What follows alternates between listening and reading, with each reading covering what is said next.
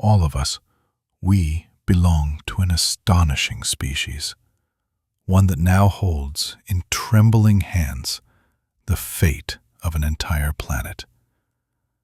And yet, when you peel back the layers of modern civilization, what do you find?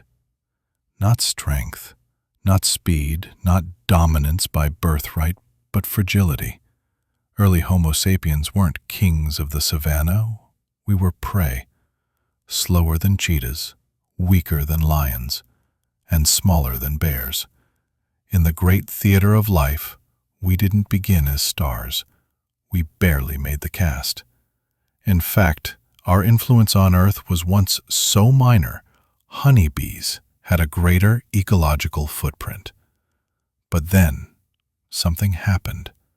Something strange, something powerful. Inside our skulls, a compact organ weighing just 1.5 kilograms began to rewrite the rules of the game. Our brain, dense with neurons, hungry for energy, and restless with imagination, became our secret weapon. So how did we rise from vulnerable foragers to planetary stewards? How did Homo sapiens, just one of many hominin species, climb to the top of the food chain? To find the answer, we must go back, not just centuries or millennia, but millions of years, because only by looking upstream in history's river can we understand where the current might be carrying us. Welcome to the first episode of our journey through human history. The strongest don't always win. Before we dive deeper, a quick note: the ideas explored in this series are inspired by Sapiens, A Brief History of Humankind by Yuval Noah Harari, a historian at the Hebrew University of Jerusalem. While not every theory here is universally accepted, Harari's interpretations invite us to think critically about who we are and how we got here. So, let's begin. Ask yourself, how long have humans really been around? Most would say a few thousand years. But the truth? Our story begins roughly 2.5 million years ago, when a genus called Homo first emerged in Africa. This genus wasn't just us. It included a whole family tree of now extinct cousins: Homo habilis, Homo erectus, Homo neanderthalensis, and others long forgotten by time. Only one survived: Homo sapiens. Neanderthals, our most famous relatives, vanished around 24,000 years ago. But not because we were stronger. In fact, they may have been physically superior. So why did we endure while they didn't? Our ancestors were once indistinguishable from dozens of other creatures. They weren't special. They weren't chosen. In the food chain, we weren't predators. We were scavengers. For a long time, the insects arguably did more to shape the planet. And the Neanderthals? They thrived before we even made our mark. They hunted large animals with skill, mastered fire, made tools, and even crossed seas using primitive rafts. Some scientists argue they could speak, heal wounds with plants, and cook with sophistication. They were, in many ways, a civilization waiting to bloom.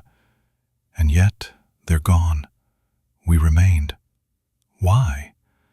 That question leads us to one of the greatest scientific debates in human history, and three theories, in particular, stand out.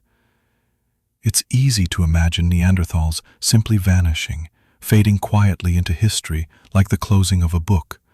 But the truth is more complex and far more human.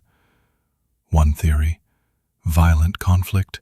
Picture two bands of hunters crossing paths in a narrow valley, both eyeing the same herd of game, the same stream of fresh water. Competition was fierce, not just for survival, but for space. Archaeological evidence suggests that Neanderthals held out for tens of thousands of years, resisting the spread of Homo sapiens across Europe and the Middle East. But we kept coming. Over time, we pushed them back, from caves in Israel to highlands in Greece. It wasn't brute strength that won the war, it was range.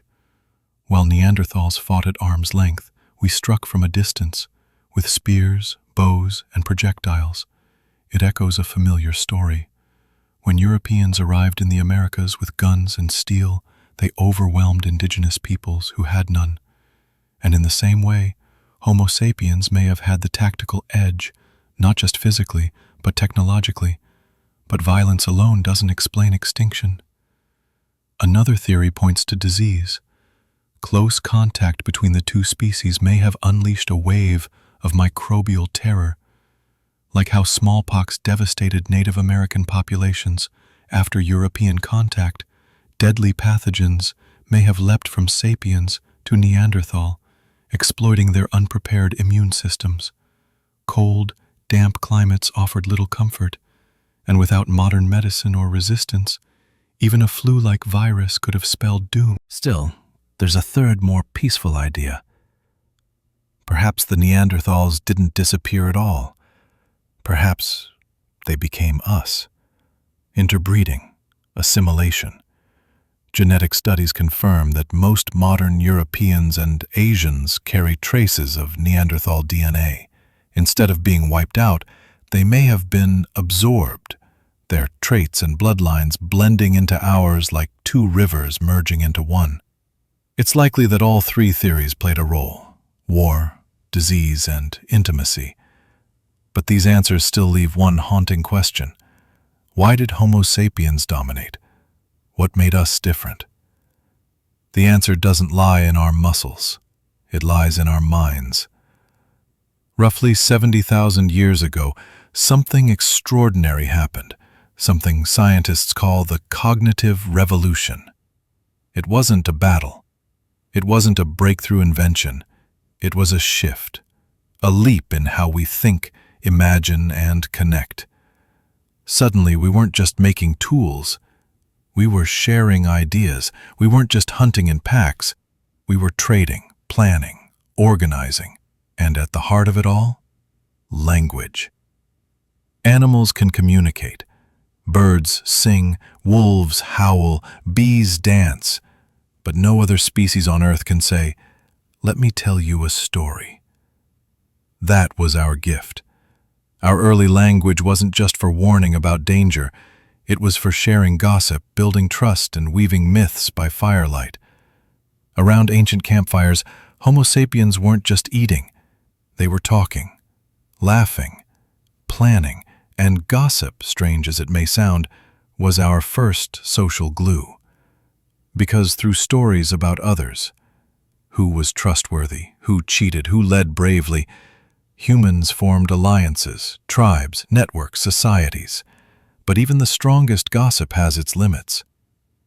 British anthropologist Robin Dunbar proposed a number: 150. That's the average number of meaningful relationships one brain can handle, known as Dunbar's number. Beyond that, memory and trust start to break down. So, how did humans scale up? From tribes to cities to nations of millions, the answer was our imagination. We began to believe in things that don't physically exist, yet hold enormous power: gods, nations, money, law. Things that exist only because we agree they do. Where bees follow instinct, humans follow stories. And among the earliest, most powerful of those stories was religion. What can unite 1,000 strangers? Not blood, not brute force, belief. Belief in a god, a law, a nation, a shared destiny.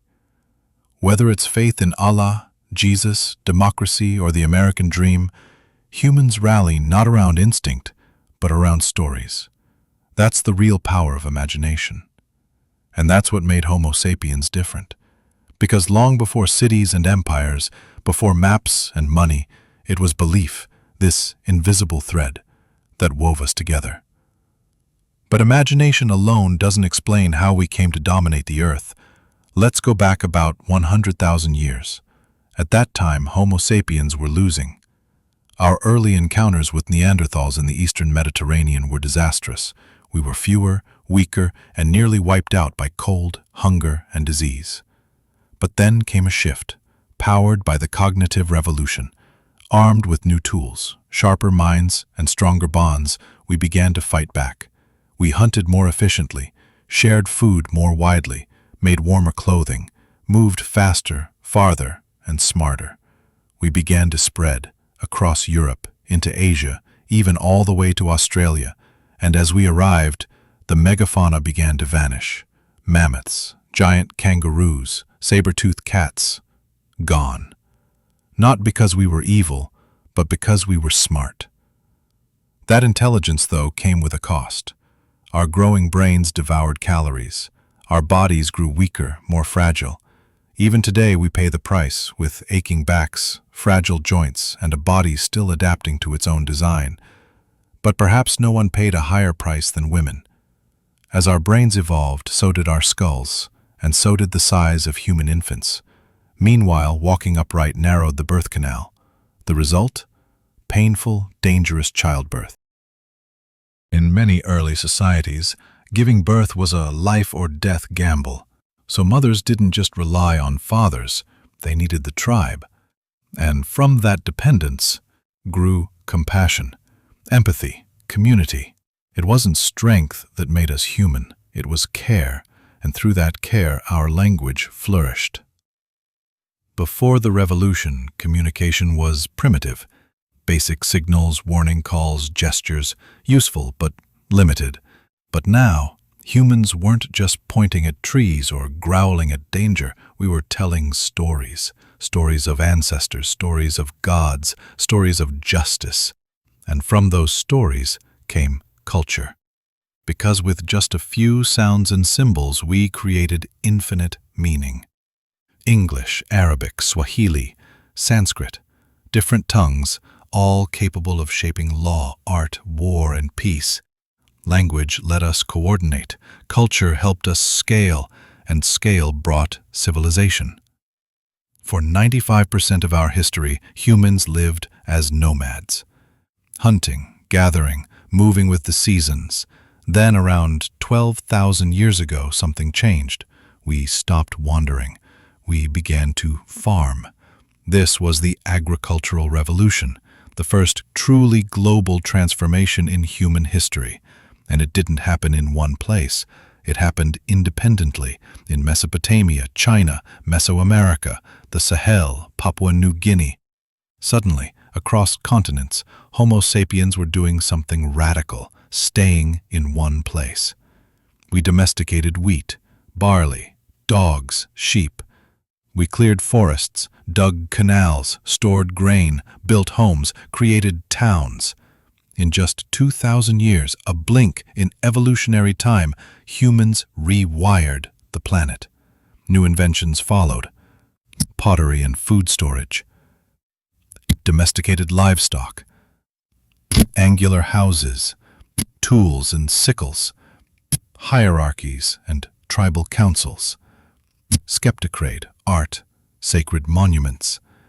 Idea of mine and yours. But this revolution wasn't free, because every revolution comes with a cost. If the cognitive revolution traded strength for intelligence, then what did we sacrifice during the agricultural revolution? Let's be blunt, farming made life harder, at least at first. A hunter-gatherer could work just a few hours a day and eat well. Meat, fruits, nuts, nature's buffet. When food ran out, they simply moved on. Compare that to a farmer, toiling from dawn to dusk under the sun, waiting weeks or months for crops to grow. And when the harvest came, it was often the same thing over and over again: wheat, barley, or rice. Nutritionally narrow, hard to digest, less protein, fewer vitamins. So why did we do it? The answer is scale. Farming wasn't just about food, it was about community. To sow a field, you need workers. To reap it, you need cooperation. And to store grain or raise livestock, you need rules, order, structure, society. Over generations, people became rooted, literally, from movement to permanence, from freedom to obligation, and from equality to hierarchy. Agriculture changed the human body too. We shrank, Studies show average heights declined as farmers replaced foragers. Tooth decay, bone deformities, and malnutrition became widespread. Why? Because carbs were cheap, but they weren't enough. Our early farming ancestors consumed more calories, but with less nutrition, and that wasn't all. Farming brought humans into close quarters, with each other and with animals. That proximity unleashed something new, disease. Livestock introduced illnesses we'd never encountered before: smallpox, measles, influenza. And the consequences were catastrophic. By 5,500 years ago, ancient bacteria like Salmonella enterica were already infecting dense farming communities. Over time, both animals and humans evolved resistance. People in Eurasia and Africa, where domestication was widespread, developed stronger immune systems. But in more isolated regions like the Americas and the Pacific Islands, the story was different. When European colonists arrived centuries later, they didn't just bring guns or steel, they brought invisible killers. Diseases wiped out up to 90% of native populations, not because of war, but because of germs. So, was agriculture a mistake? In nature's eyes, maybe, but history isn't just about biology, it's about systems. With farming, Homo sapiens could feed more people per acre.